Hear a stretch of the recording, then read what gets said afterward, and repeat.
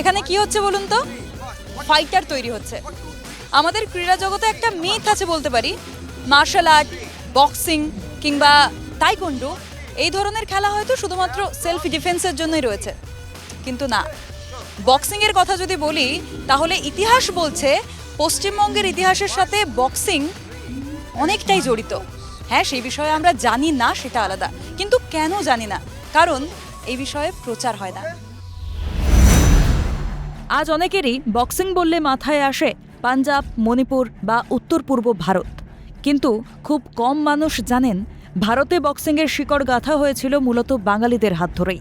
এই ইতিহাস শুধুমাত্র খেলাধুলোর নয়, এটি আত্মসম্মান, প্রতিবাদ এবং জাতীয়তাবাদের। 19 শতকের শেষভাগে একটা ধারণা প্রতিষ্ঠার চেষ্টা চলে যে বাঙালিরা লড়তে পারে না। ব্রিটিশরা মার্শিয়াল রেস থিওরি এর মাধ্যমে বাঙালিদের ইচ্ছাকৃতভাবে দুর্বল প্রমাণ করার চেষ্টা করে। এর প্রত্যুত্তর হিসেবেই বাঙালি যুব সমাজ শরীরচর্চা, কুস্তি, লাঠি খেলা এবং পরে বক্সিংয়ের দিকে মনোযোগ দিতে শুরু করে। এই সময় কলকাতায় একাধিক বক্সিং ক্লাব গড়ে ওঠে, যা ছিল সম্পূর্ণ দেশীয় উদ্যোগ। পরেশলাল রায়কে বলা হয় ভারতীয় বক্সিংয়ের জনক। নরেন্দ্রনাথ বিশ্বাস প্রথম স্বীকৃত ভারতীয় পেশাদার বক্সার। ভারতীয় তথা বাঙালি যে দুর্বল নয় তা প্রমাণ করার ক্ষেত্রে বক্সিং চর্চা এবং সব রকম পেশাযুদ্ধে পটু হওয়া ছিল নীরব প্রতিবাদ। অথচ আজ এই বক্সিংয়ের কথা উঠলেই বাংলার নাম মাথায় আনতে অনেকটা সময় লাগে। এই পরিস্থিতিতে কিক বক্সিংয়ে এশিয়ান কাপ চ্যাম্পিয়নশিপে চায়না, কোরিয়া, জাপান এবং অন্যান্য দেশের মতো লড়বে ভারতও। আর ভারতের মুখ ব্যারাকপুরের ক্রসফিট, আবারও বাংলা। আমরা যদি আরও হিস্ট্রিতে যাই, মল্লযুদ্ধ, আমরা মহাভারতে যে মল্লযুদ্ধ বা এগুলোও দেখি, এগুলো তো আত্মরক্ষার পদ্ধতি। তো কালচারালি আমরা খুব এনরিচ ছিলাম, ইনফ্যাক্ট এখনও আছি। কোথাও গিয়ে সেগুলোকে রিভাইভ করার প্রয়োজনীয়তা রয়েছে। ফুটবল অসাধারণ একটা খেলা, আমরা প্রত্যেকে ফুটবলের জন্যও পাগল।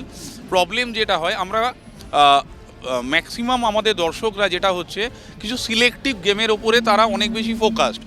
মেবি তার কারণ হতে পারে অনেক বেশি সেটা এন্টারটেনমেন্ট প্যাকেজ বা ফিনান্সিয়ালি অনেকটা এনরিচ বলে।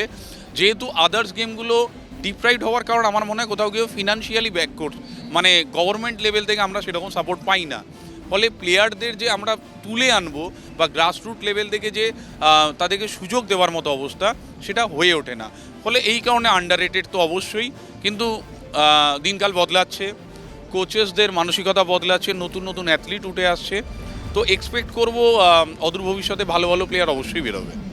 ওয়েস্ট বেঙ্গল থেকে অ্যারাউন্ড 22-23 প্লেয়ার্স যাচ্ছে, তার মধ্যে ক্রসফিট থেকে যাচ্ছে 5 জন। দেখুন, খুব পরিষ্কার কথা, কোনো বাবা মা চায় না তার ছেলে মেয়ে বাইরে গিয়ে মারপিট করুক, কারণ আমাদের সমাজে মার্শাল আর্টটাকে সবাই নেয় মারপিট শিখতে যাচ্ছে। তো এই যে সোশ্যাল ট্যাবু, সেইখান থেকে বার করানোর দায়িত্ব আপনাদের মিডিয়ার। তার কারণ আপনারা যতটা এমফাসাইজ ক্রিকেট বা ফুটবলকে দেন, রিসেন্টলি কিছুটা কাবাডিতে দিচ্ছেন বা হকিতে দিচ্ছেন, ততটা এমফাসাইজ আপনারা মার্শাল আর্টের মতো গেমগুলো করেন না। কারণ এখানে আমাদের যে টিআরপি ভ্যালুটা খুব কম। টিআরপি ভ্যালু কম একটাই কারণে, আমাদের মার্শাল গেমের পেছনে রাজনৈতিক যে সাহায্য বা আমাদের যে সরকারি অনুদান ভীষণ ভীষণ কম, উৎসাহই দেখানো হয় না।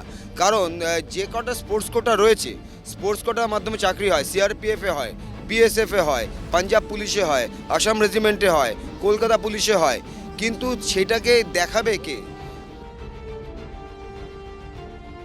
এই ছোট্ট ছোট্ট ফাইটাররা রেডি খেলার জন্য, তাই তো?